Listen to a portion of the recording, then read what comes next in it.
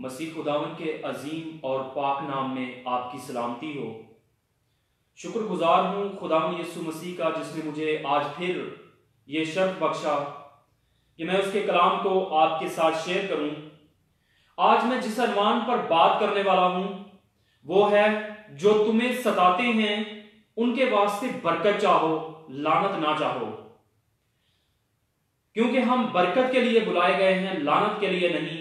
इसलिए रसूल आजम पौलुस रसूल रोमियो की कलीसिया को जो खत लिखते हैं उसमें बताते हैं हमें, मुझे और आपको भी, कि जो तुम्हें सताते हैं उनके लिए बरकत चाहो, लानत ना चाहो।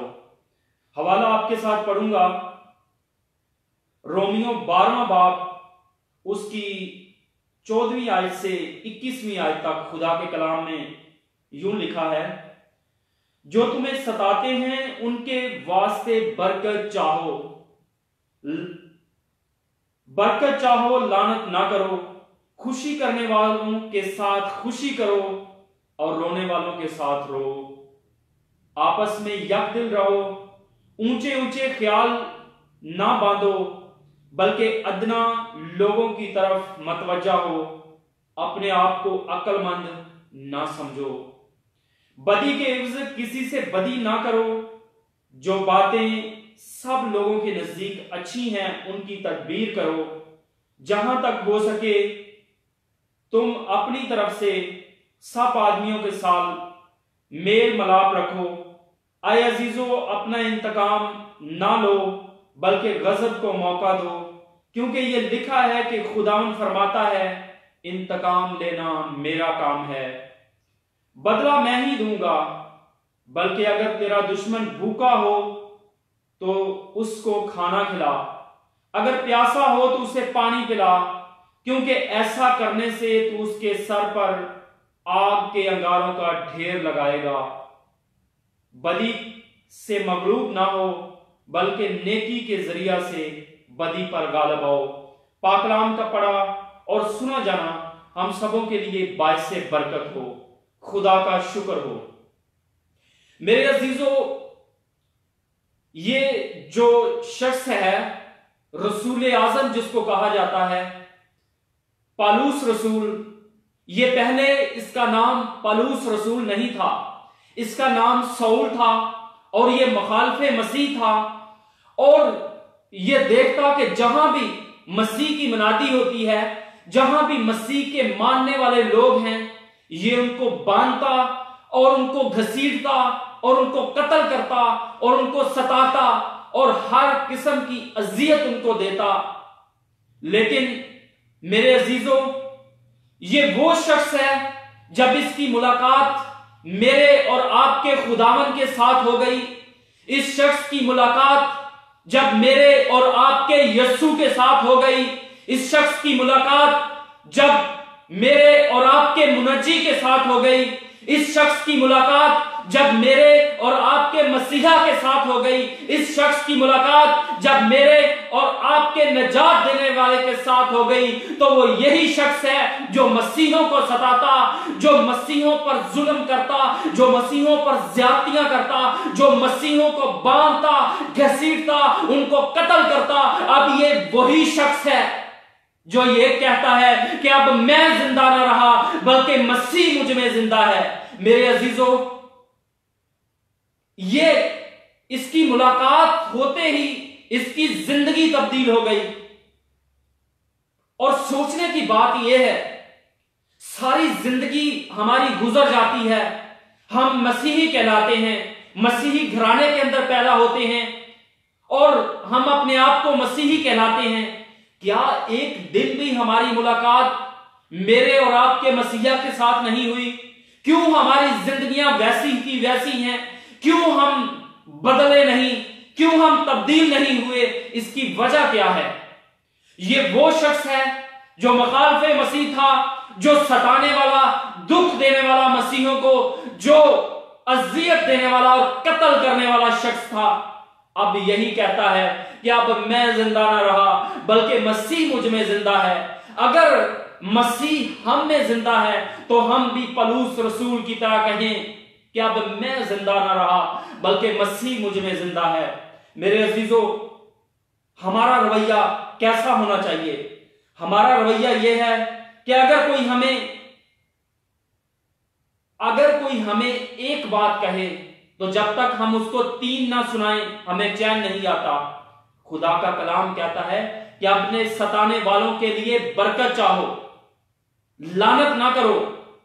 लेकिन हम कोई एक बात कहे तो 3-4 ना सुनाएं तो हमें चैन नहीं आता। क्या यह हमारा रवैया मसीह जैसा है? अगर हमारा रवैया मसीह खुदावन जैसा नहीं है तो हम कहलाते भी मसीही हैं, तो क्या हम मसीही हैं? मेरे और आपके खुदावन की तालीम यह है कि अगर कोई तुम्हारे एक गाल पर तमाचा मारे तो दूसरा भी उसकी तरफ फेर दो। अगर हम मसीही के पैरोकार होते हुए उसकी तालीम पर अमल नहीं करते तो हम कैसे मसीही हैं? आज इस बात को सोचने की जरूरत है। और नंबर 2 जो बात मैं करूंगा वो ये है कि खुशी करने वालों के साथ खुशी करो। इस बात पर गौर करना चाहता हूं कि ये कैसी खुशी है जो खुदा का कलाम हमें कहता है कि खुशी करने वालों के साथ खुशी करो। बहुत सारे खुदा के खादम जो खुदा के मज़बा पर खड़े होते हैं और खुदा के कलाम को सुनाते हैं और खुदा उनसे बात करता, खुदा से मुकाशफात लेकर वो लोगों तक पहुंचाते, लोगों की तरबियत करते, लोगों को रूहानी खुराक देते। लेकिन जब उनके घर के अंदर खुशी हो, जब उनके घर के अंदर उनके बेटे की शादी हो फॉर एग्जाम्पल, तो हम देखते हैं वही खादम, मैंने देखा है, मैं झूठ नहीं, इल्जाम नहीं लगा रहा, मैं हकीकत बता रहा हूं, मैंने देखा है कि वही खादम डांस कर रहे होते हैं और वही खादम जो हैं वो गाने लगे होते हैं, फिल्मी गाने, और उन पर डांस चल रहा होता है। मेरी एक जगह पर बात हुई इसी मौजू पर, तो मुझे किसी ने कहा कि खुदा का कलाम कहता है कि खुशी करने वालों के साथ खुशी करो। तो जो मेरे जहन में एक बात आई कि खुदा के कलाम में, मैंने उनको बताया कि खुदा के कलाम में लिखा है, जरूर लिखा है कि खुशी करने वालों के साथ खुशी करो, लेकिन इसका यह मतलब नहीं है कि जब खुशी का मौका आए तो हम डांस करना शुरू कर दें, जब खुशी का मौका आए तो हम और तरह की दुनियादारी के काम, जो गाने, फिल्में, वो सब करना शुरू कर दें। इसका यह मतलब नहीं है। खुदा का कलाम हमें क्या कहता है? खुदा का कलाम हमें कहता है कि जब तुम खुश हो तो हमद के गीत गाओ, और जब तुम गम में हो, परेशानी में हो तो दुआ करो। ये खुदा के कलाम की तालीम है। लेकिन जब हम खुश होते हैं तो हम जो दुनिया के काम हैं वो करना शुरू कर देते हैं। कोई बात नहीं, ये कौन सा कभी कभी रोज दिन आना है, ये जिंदगी में बस एक दिन आ गया, कोई बात नहीं, मना लेंगे खुदा को। लेकिन खुदा के कलाम की यह तालीम नहीं है, खुदा के कलाम की यह तालीम नहीं है। खुदा का कलाम हमें कहता है कि जब तुम खुश हो तो हमद के गीत गाओ, और जब तुम परेशान हो, दुखी हो, गम में हो तो क्या करो? दुआ करो। लेकिन जब हम खुश होते हैं तो हमारा रवैया कैसा है? लेकिन जब हम परेशान होते हैं तो हमारा रवैया कैसा होता है? हम कहते हैं खुदा ने हमारे साथ अच्छा नहीं किया, यह काम नहीं होना चाहिए था और यह काम हो गया। लेकिन दोनों हालतों के अंदर हम देखते हैं कि हम खुदा के कलाम के मुताबिक नहीं चलते। आज हमें चाहिए कि खुदा का कलाम जो हमें बताता है, जो हमें सिखाता है, जैसा लिखा है वैसा ही अमल करना है। जैसा खुदा का कलाम हमें बताता है वैसा ही पढ़ना है, अपने तरीके से नहीं पढ़ना।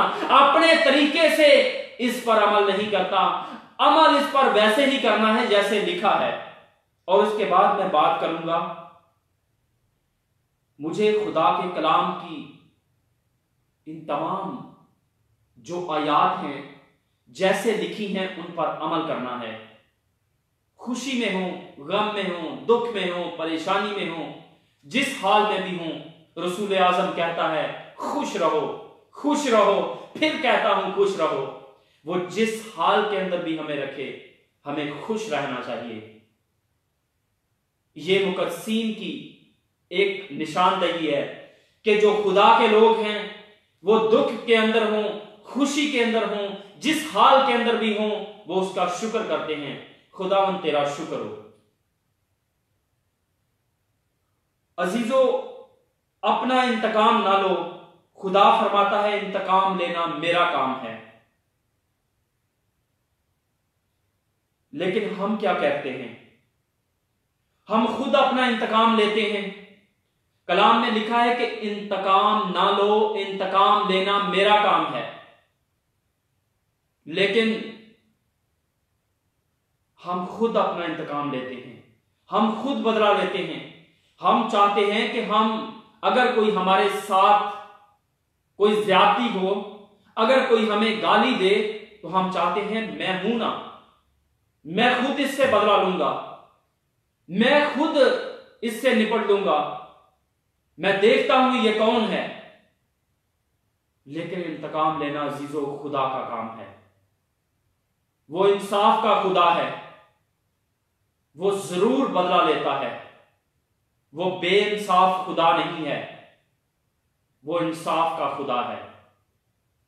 यीशु मसीह ने एक तमसील कही कि एक औरत थी जो हर रोज एक काजी के पास जाती और वो उसकी बात ना सुनता था। लेकिन एक दिन उसने कहा कि मैं इस औरत का इंसाफ करूंगा। खुदावंद यीशु मसीह ने कहा कि देखो ये बेइंसाफ काजी क्या कहता है। अगर वो बेइंसाफ काजी कहता है कि मैं इसका इंसाफ करूंगा, तो हमारा खुदा जो लश्करों का खुदा है, हर एक चीज पर कादर, हर एक चीज का बनाने वाला, क्या वो हमारा इंतकाम ना लेगा? क्या वो बदला ना लेगा? क्या वो इंसाफ ना करेगा? वो इंसाफ का खुदा, वो लश्करों का खुदा, वो जमीन और आसमान का हकीकी खुदा है, हकीकी खलक करने वाला मालिक और खालिक है। वो जरूर इंसाफ करेगा। अगर हम अपने फैसले उस पर छोड़ें तो वो जरूर इंसाफ करेगा।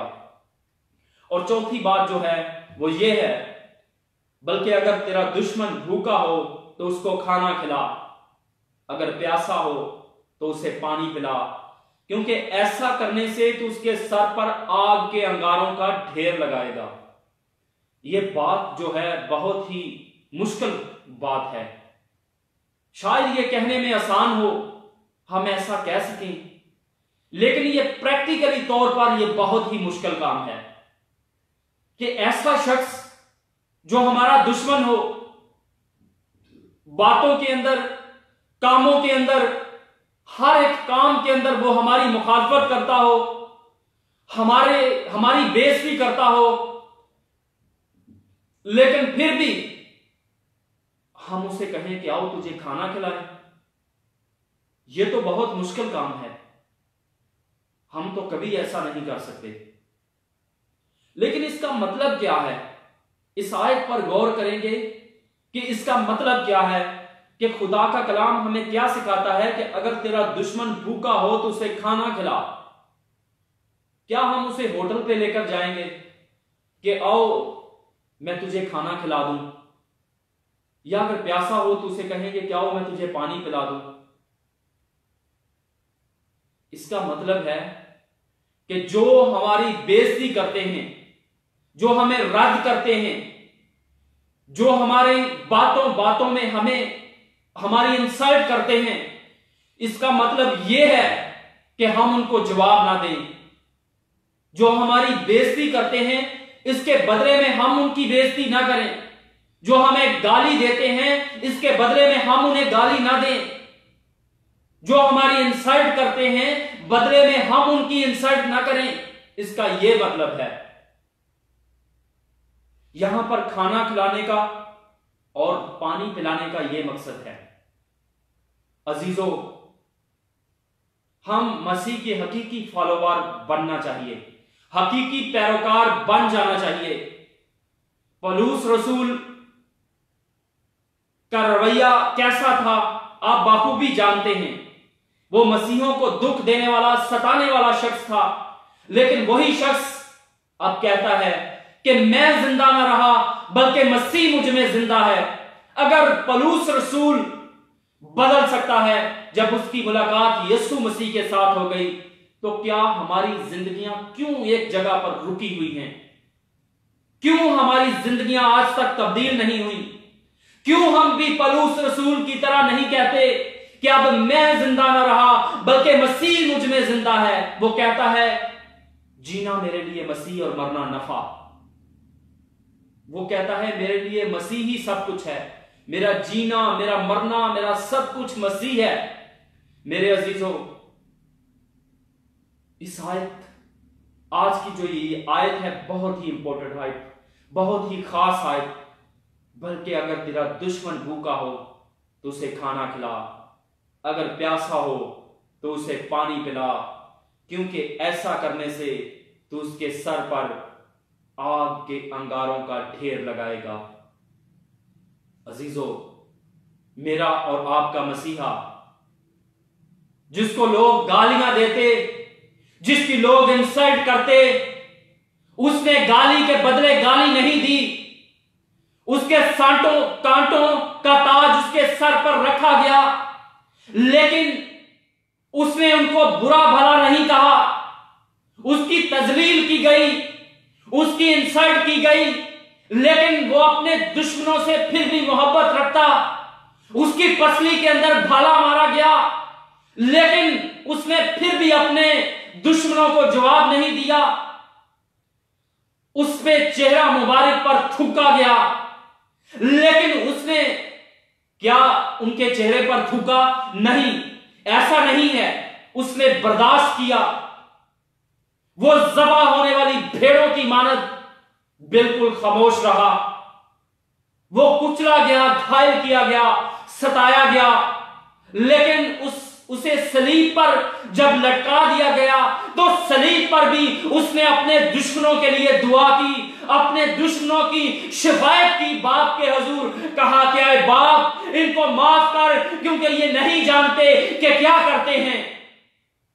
आज हमें भी, हमारे अंदर भी क्या मसीह की मोहब्बत मौजूद है? क्या हम भी अपने सताने वालों के लिए दुआ करते हैं? क्या आज हम भी अपने दुश्मनों के लिए बरकत चाहते हैं? क्या हम भी गाली देने वालों के सामने खामोश रहते हैं? जो हमारे एक गाल पर तमाचा मारे, क्या हम दूसरा उसकी तरफ फेरते हैं? थप्पड़ मारने से इंसान मर नहीं जाता, यह बेसिकली इंसल्ट होती है। लेकिन मेरे और आपके खुदावन ने उस इंसल्ट को बर्दाश्त किया और उसने सलीब पर कहा, है बाप, इनको माफ कर, क्योंकि ये नहीं जानते कि क्या करते हैं। क्या हम मसीह के पैरोकार हैं? क्या हम मसीह के मानने वाले हैं? अगर हम मसीह के मानने वाले हैं तो क्या हम उसकी तालीम पर अमल करते हैं? इसलिए आज हमें चाहिए कि खुदा के कलाम की जो तालीम है उसको वैसा ही पढ़ें जैसा लिखा है, वैसा ही समझें जैसा लिखा है, वैसे ही अमल करें जैसा लिखा है। और मसीह खुदावन की तालीम हमें मोहब्बत का दर्स देती है। मसीह खुदावन की तालीम हमें माफी का दर्स देती है।